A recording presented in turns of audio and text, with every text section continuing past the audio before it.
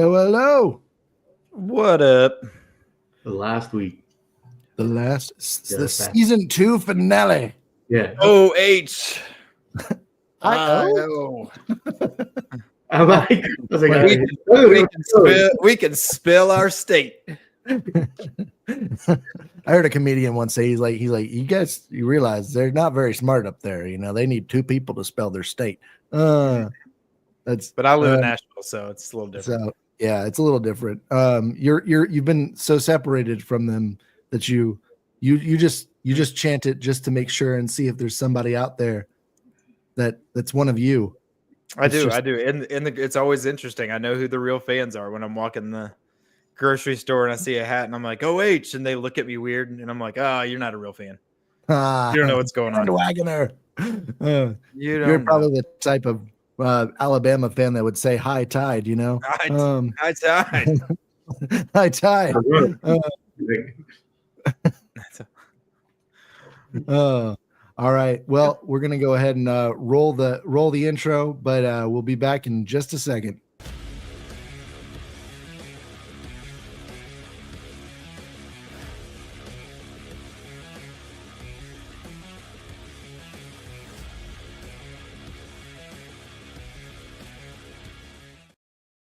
Well. So we have a new national champion. Mm-hmm. Who would have thought? We do. Yeah. I mean, who would have thought back-to-back years we would have had, each member of the game represent and own the national championship. That's crazy to think about. So. It is. And somehow I'd never, a month and a half ago, I never would have thought that we would be at this place, but here we are.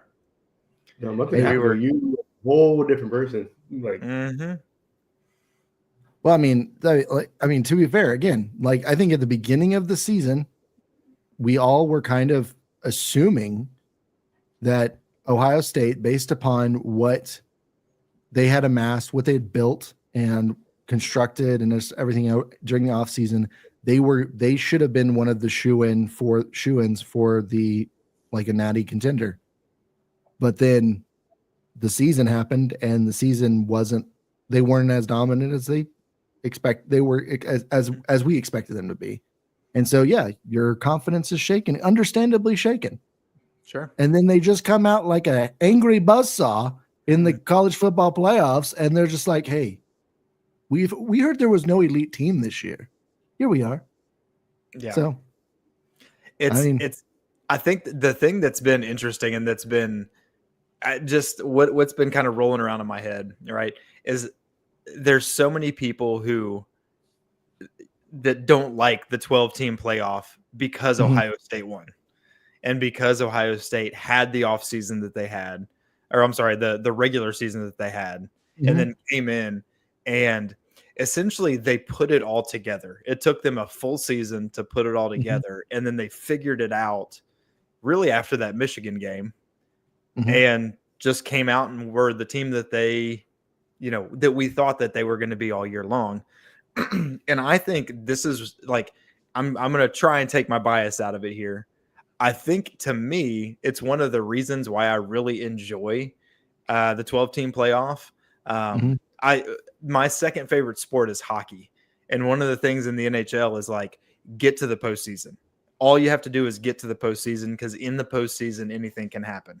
You might be the last seed, but you might stack up really well against the first seed.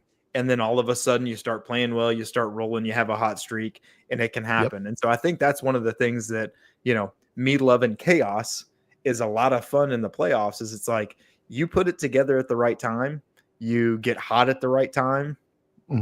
There you go. And kind of in the the other side of it, you're Oregon and you have your worst game in your playoff game, then it just kind of happens. So yeah, I love it. But yeah, well, and I like it again. It made football feel more like March Madness, like in the sense of you couldn't completely rely on what was produced during the season as indicative of what was going to happen during the playoffs.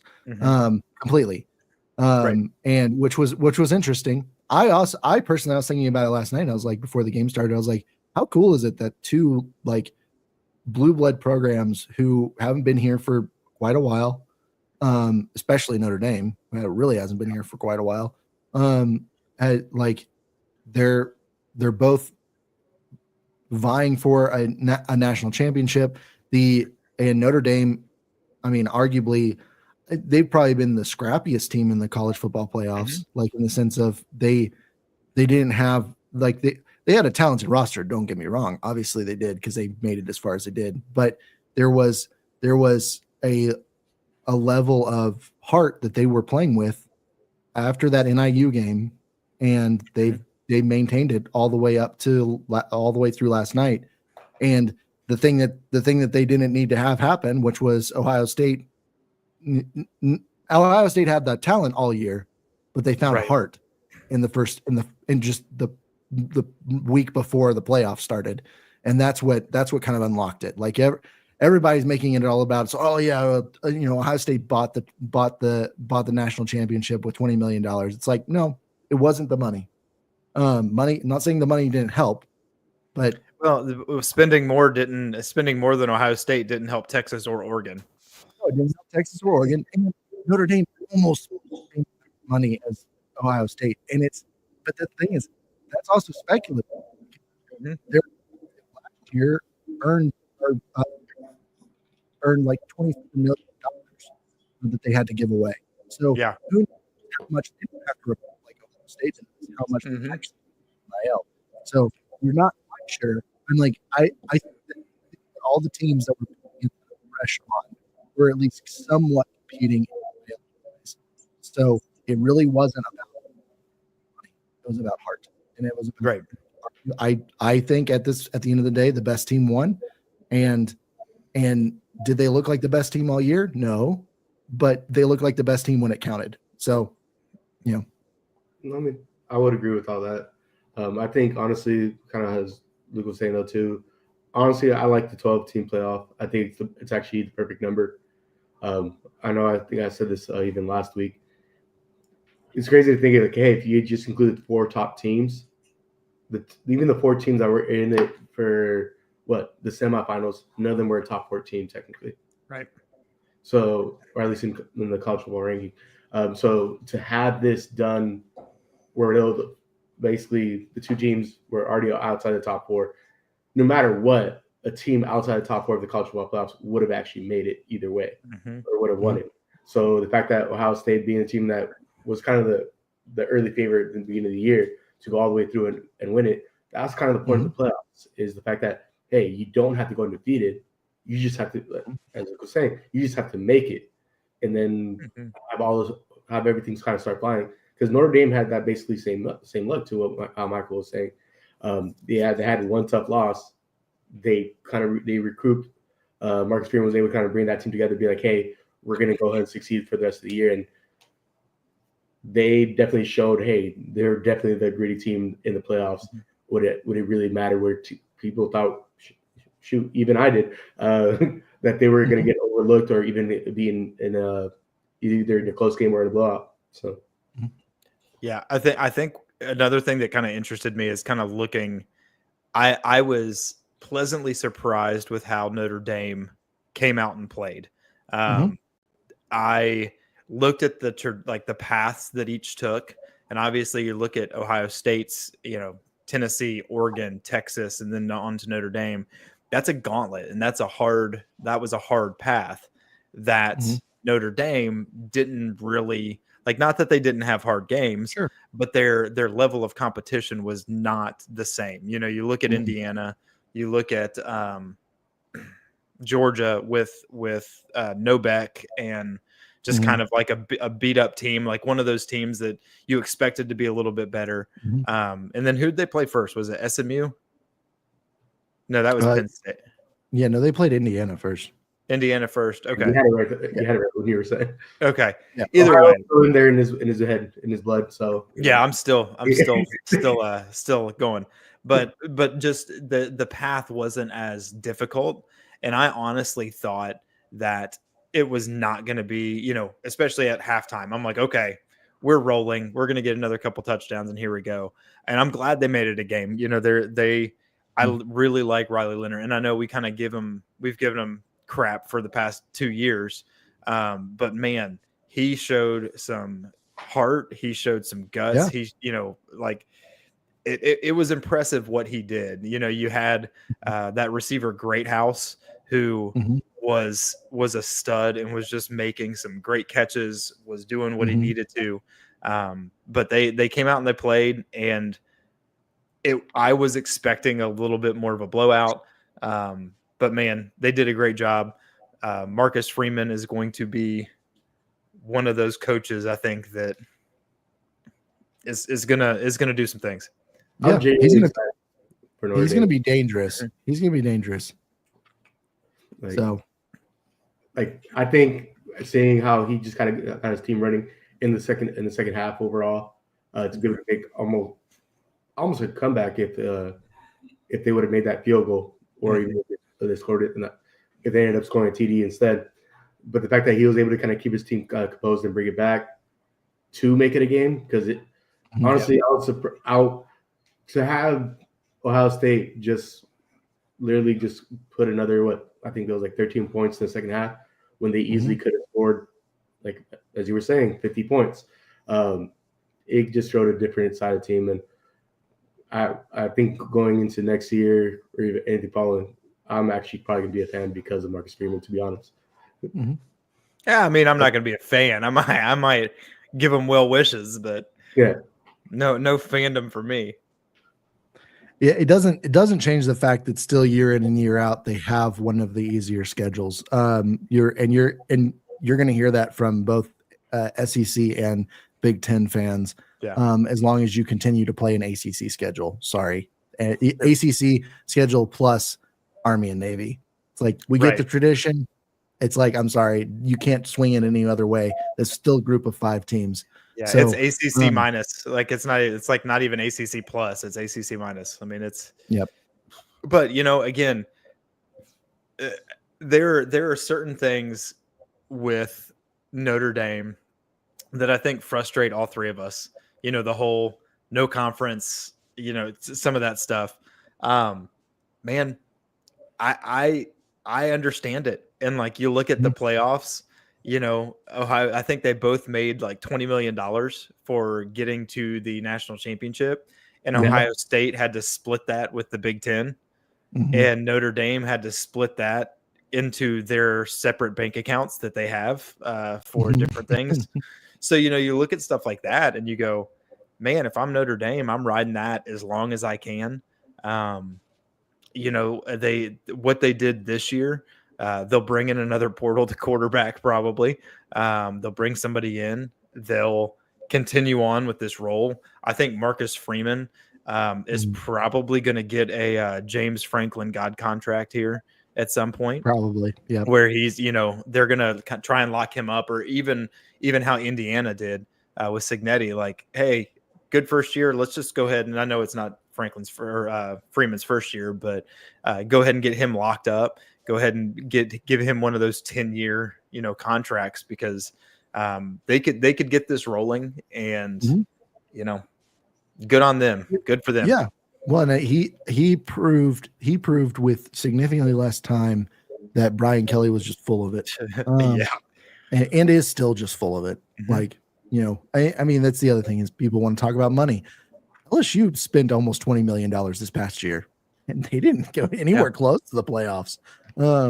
So they like to claim that they don't spend money on players, but they buy players just as much as everybody else. So, so I think Freeman is a great coach. I think they've got a phenomenal staff there. Like I think their foundation is great. It's more of, is he going to be able to maintain the staff from getting poached? Because they showed a lot of they showed a lot of balls this year.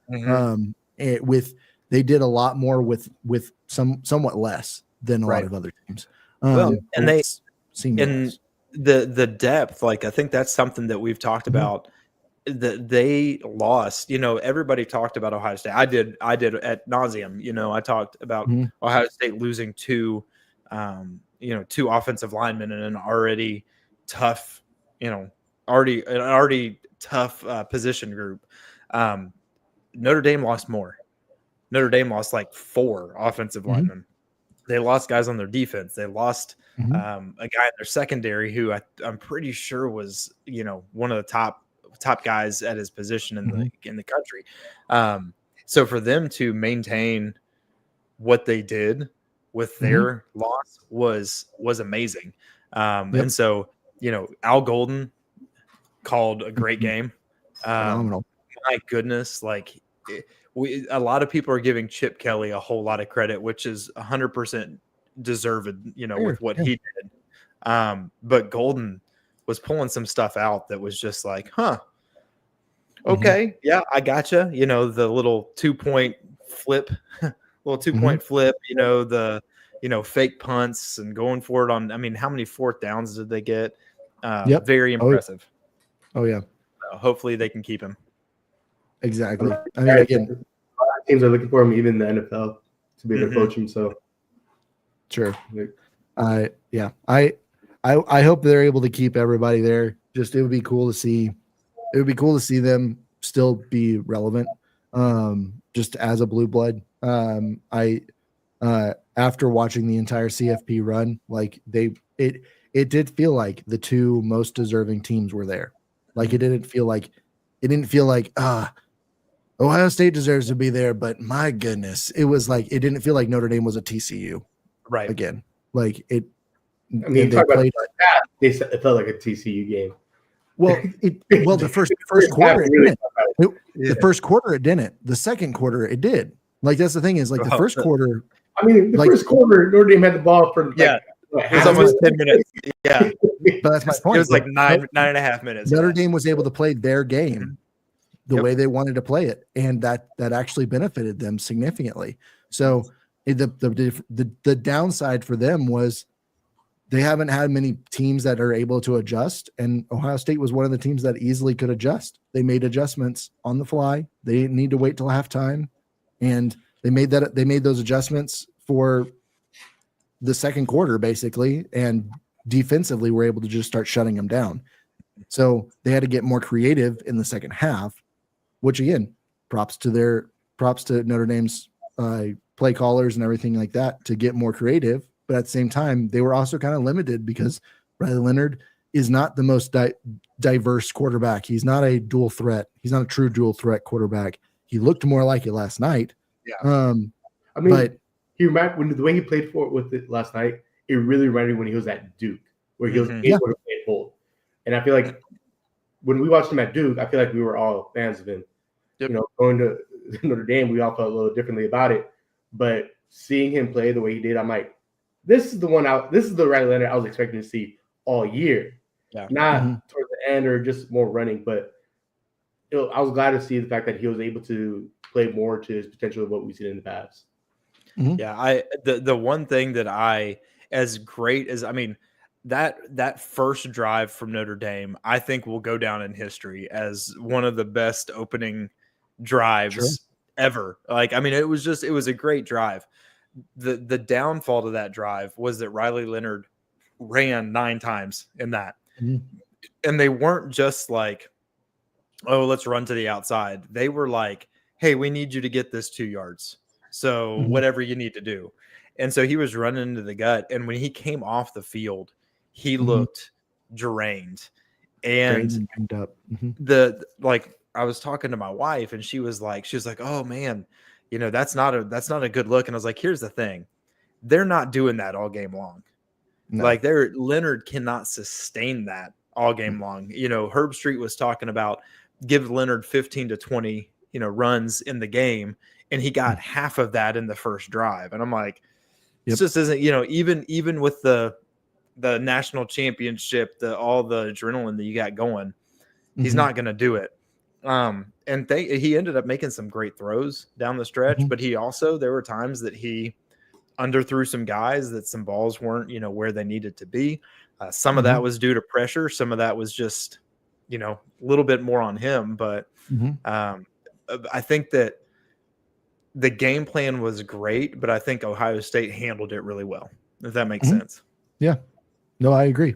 Again, it was a fun game. I don't agree with any of the commentators that are saying that they're still saying that the national championship happened last week with Ohio State versus Texas. No. That game was closer, sure. But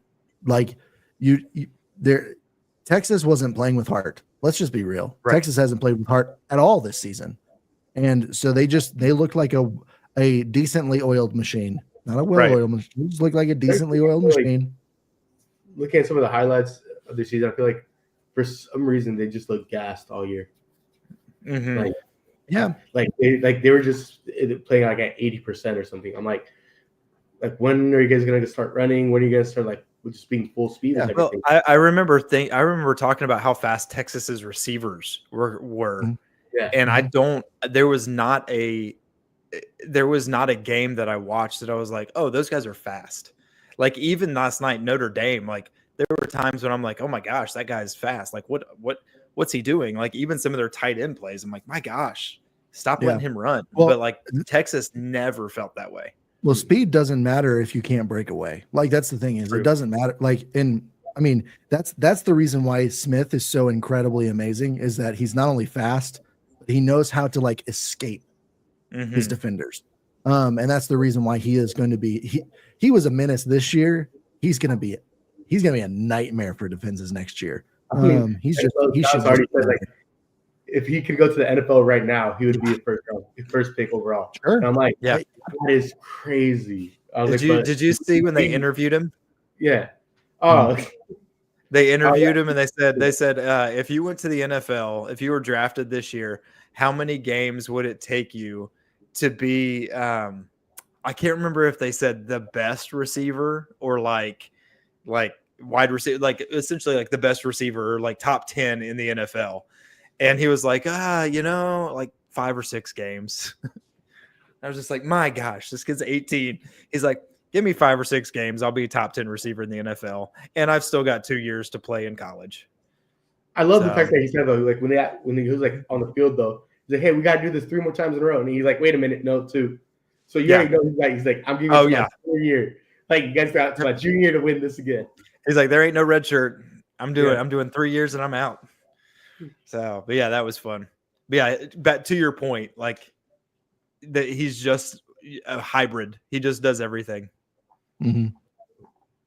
Exactly. Well, let's talk a little bit about the future of college football. The 2025 season. We don't have to talk all the way about the 2040 season, but what teams do you guys think are going to be what teams do you think are going to take some steps back?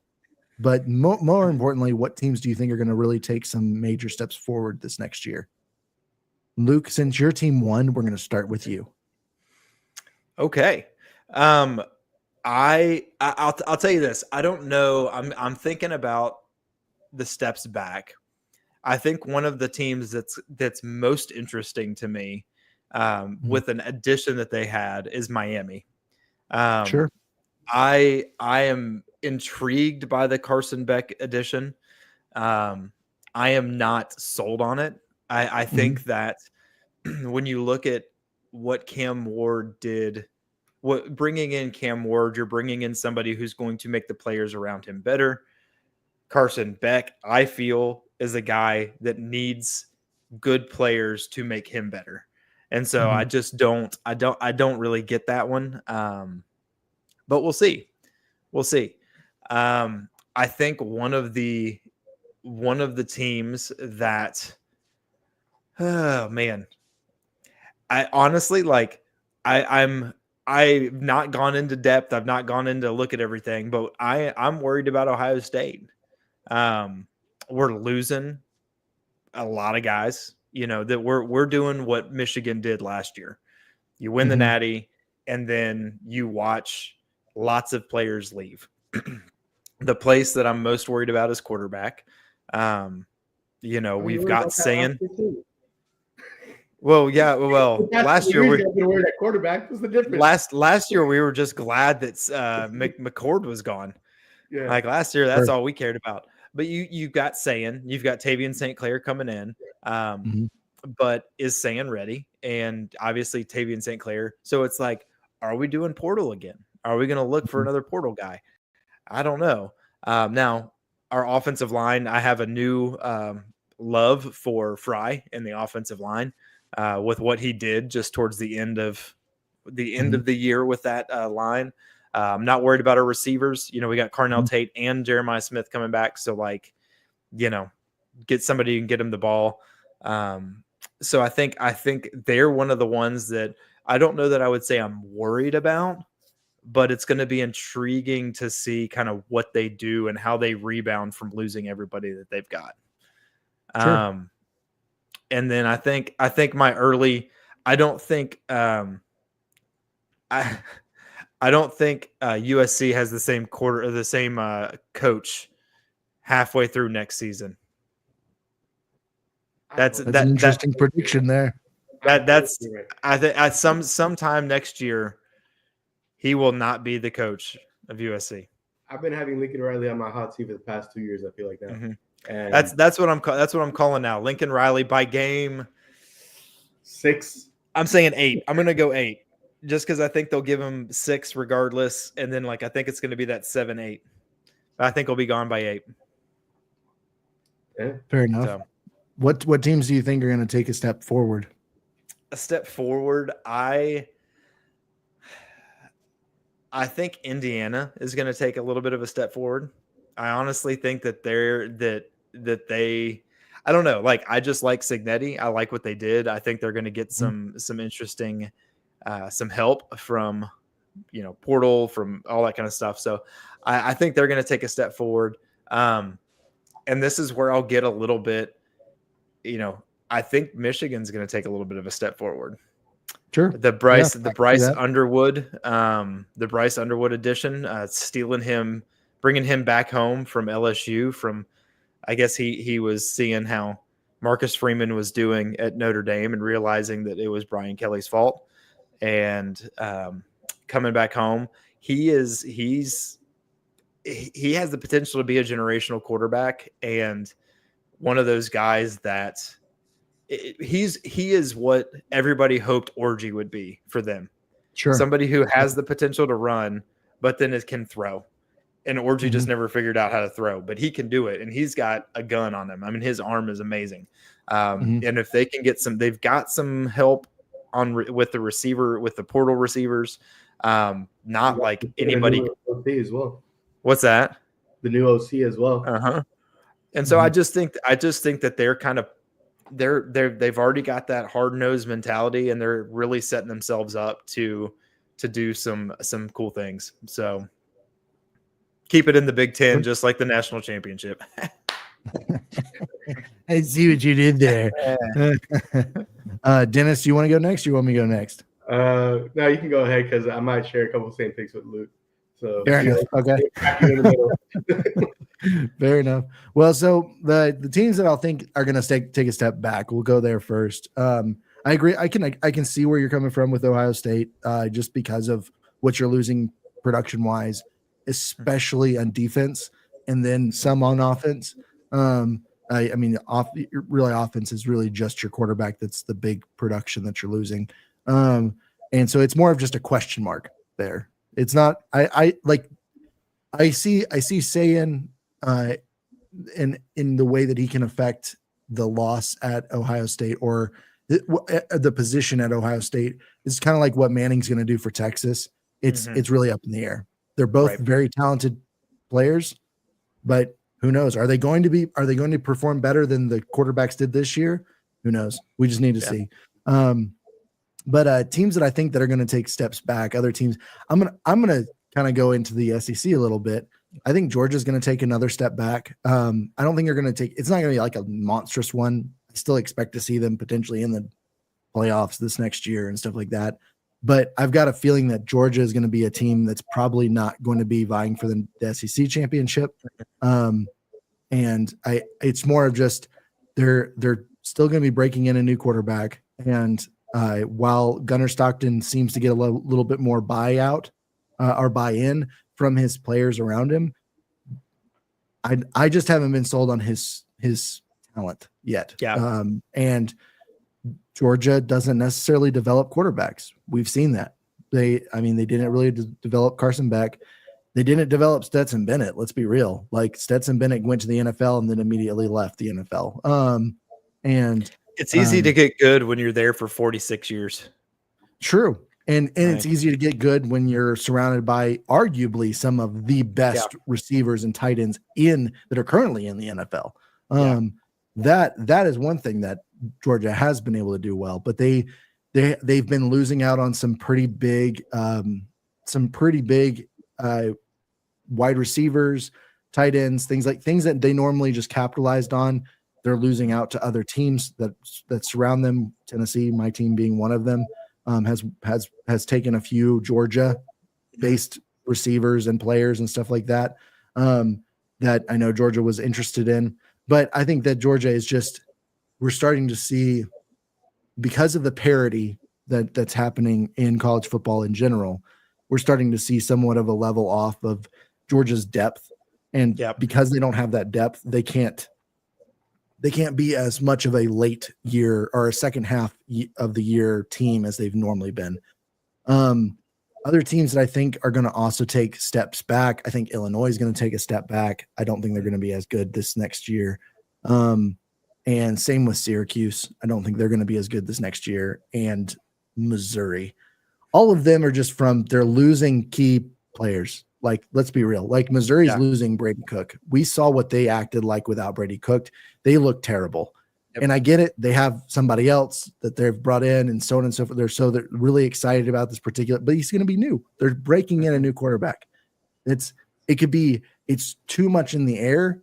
And your defense looked a lot worse this past year from Missouri's standpoint. They looked a lot worse this past year versus the year prior. So there's too much. They're losing too many key players for me to keep them in a bid for even the top 25 right now. I think that they're probably going to be on the outside of that. The teams that I think are actually we're going to see I would say I don't know if I'd say a marked improvement, like major improvement, but I think that we're going to see some consistency or they will feel more.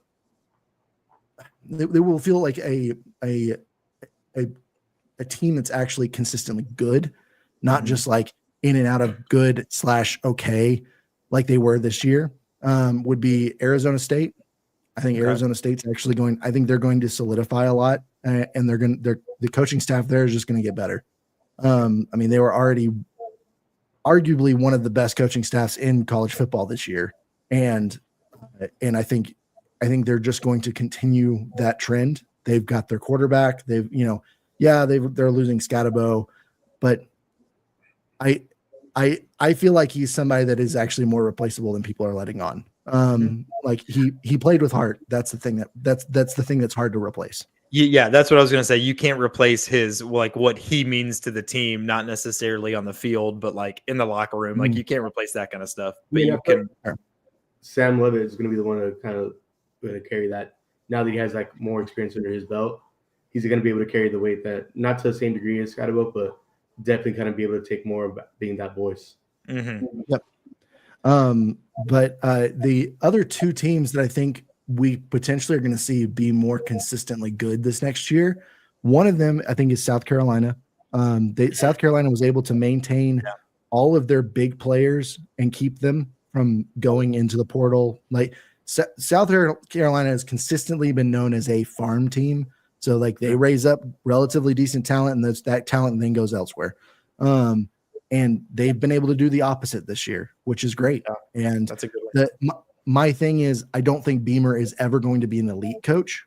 So I don't think that they're ever going to be at that elite level, but I very, very easily could see them being 10-2 this next year, so on and so forth. Maybe not vying for an SEC championship, but maybe on the outer edge still of the CFP into like a low end spot of the CFP. As long as they're staying consistent. Like that was the big thing that bit them this past year. Yeah, and again, we talked about them 1 or 2 plays this past year. It's like 1 or 2 play swing, and they they're in the playoffs. And so, it's like I can see them especially with keeping their players, one or two of those plays going the opposite way, kind of having the opposite effect. So yeah, I can see that one. I like that pick. The last one is I'm not going to say that they're going to be consistently good because they've never been good as a team, but this past year they got as close to good as they possibly could get. And I think this next year, because of the fact they have their quarterback returning, I think that they're going to be able to, at least they're going to be able to recruit better. They're going to be able to push teams around in a way that they've never been able to do before. And I think it's Vanderbilt. I think Vanderbilt is going to be a team that's going to show more consistency this upcoming year. And instead of going 7-6 or whatever it was that they went, I could easily see them going 8-4 or 10-2, or even 9. Not 10-2. Call it 10-2. No, I don't think they're going to go 10-2. They've got too many difficult games where they're going on the road. Because they have to play Texas on the road, they have to play Alabama on the road, and Tennessee on the road. So 9-3. I think 9-3 is their ceiling. Yeah. And if they get there, I am 100%. I'm 100% cool with saying they were a good team in 2025. Like that. Yes. That is one. It's a pretty nasty schedule.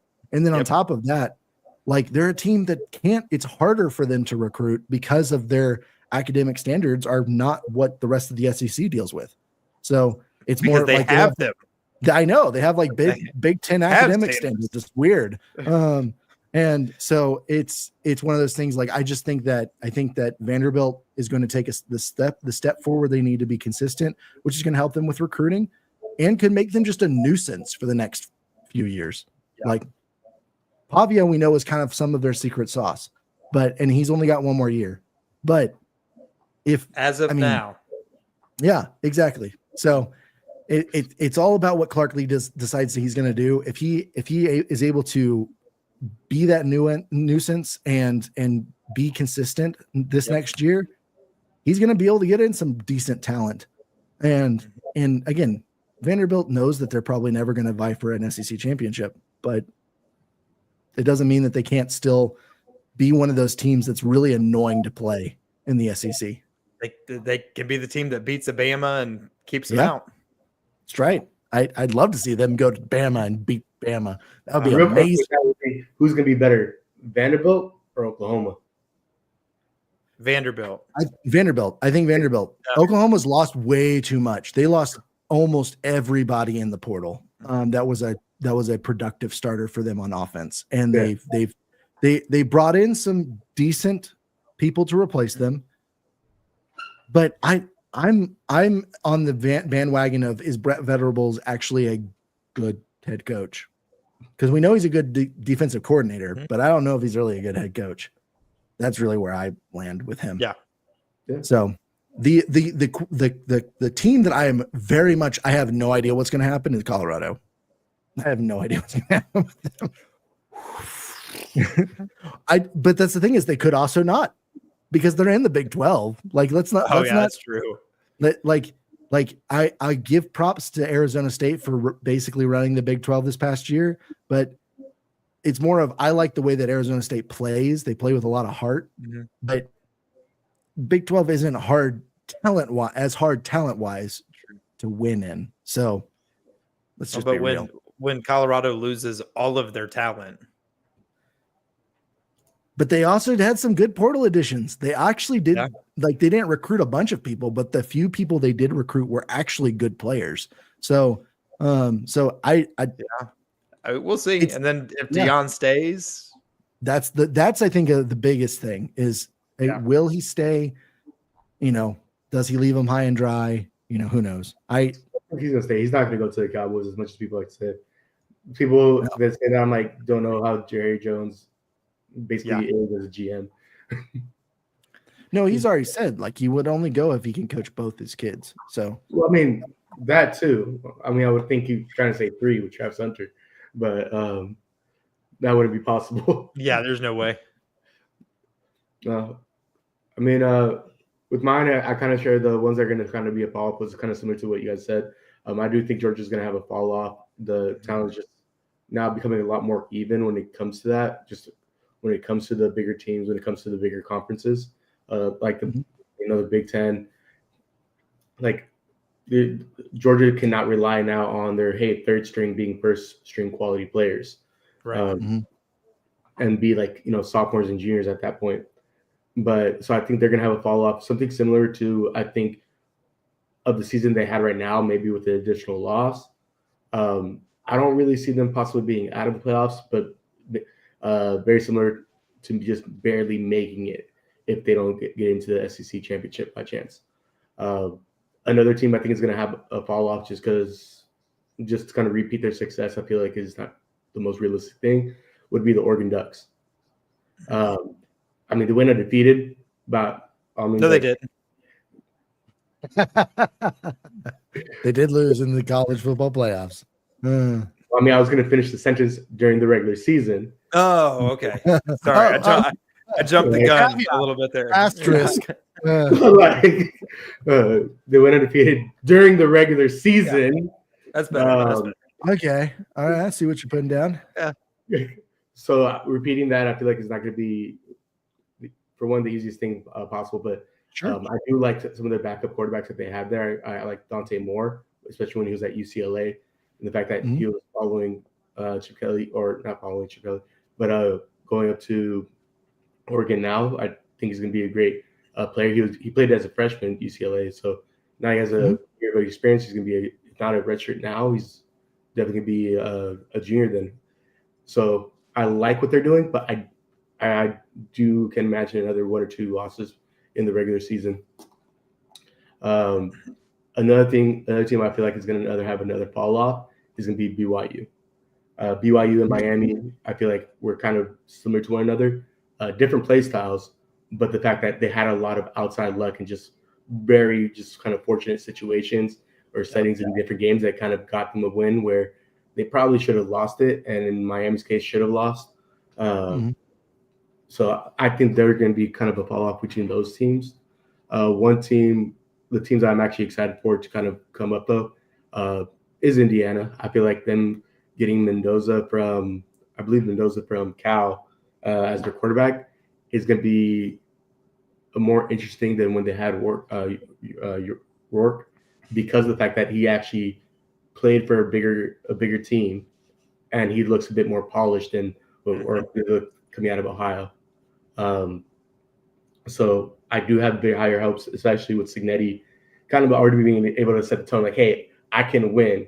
Yes, they had an easier schedule, but he's already shown that, hey, I can win and people love my environment. So I do have a higher hopes for Indiana when it comes to that. Now, Arizona State, I kind of feel the same way. To everything what Michael was saying is the fact that they have a great coaching staff. I love what they're doing there.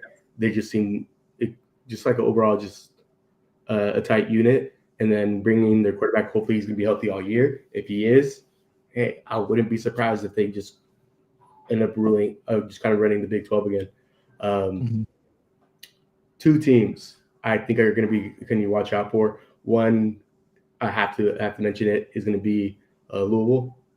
I love, trust me, they're doing great in the portal game.